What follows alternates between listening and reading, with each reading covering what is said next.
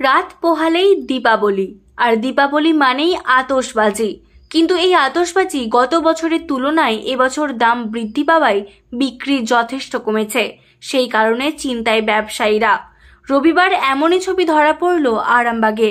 ব্যবসায়ীরা জানালেন, অন্যান্য বছরের তুলনায় আতশবাজির দাম অনেকটাই বেশি, সেই কারণে বিক্রি যথেষ্ট কমেছে। তারা আরও বলেন, সোমবার বিক্রি ভালো না হলে তাদের অনেক টাকা ক্ষতি হয়ে যাবে।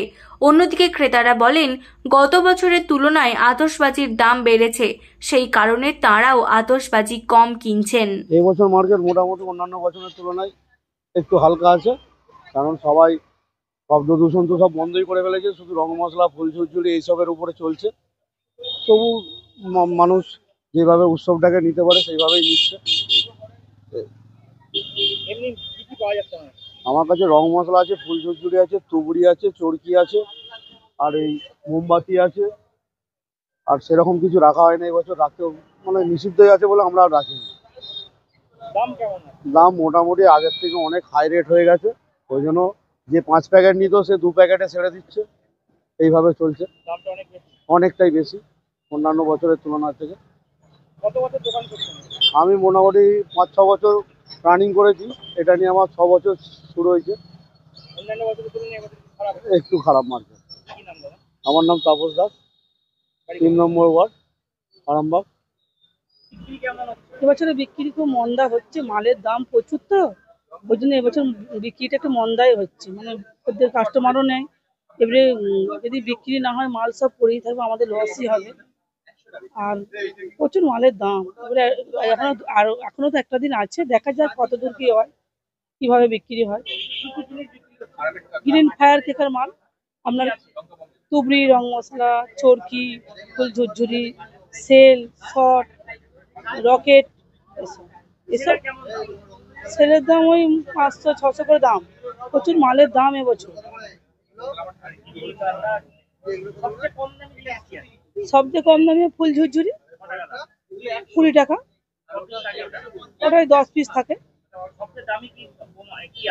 সবচেয়ে দামি রং মশলা আপনার হচ্ছে বড় চরকি, এগুলো।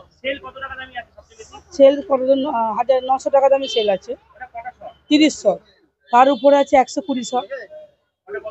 ওইটা আপনার ওই 2,500 টাকার মতন পড়ে ওইটা।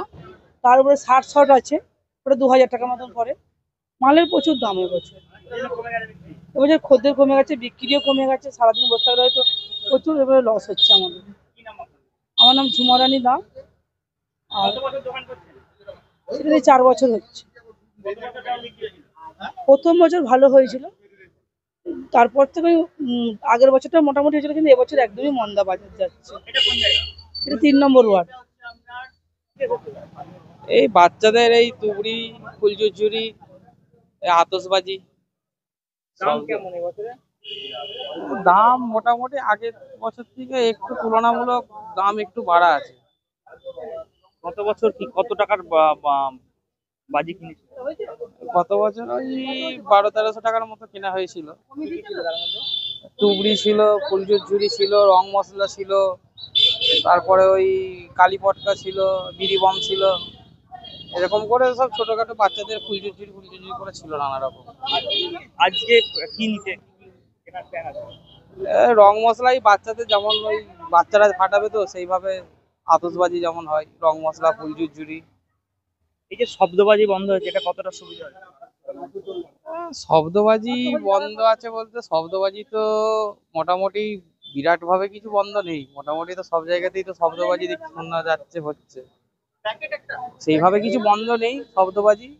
তো আমরা বাচ্চা ছেলেদেরকে নিয়ে আমরা শব্দবাজিতে আমরা নয়, আমরা ওই আতশবাজিতেই আমাদের মোটামুটি বাচ্চাদেরকে নিয়ে আতশবাজি আমরা করি।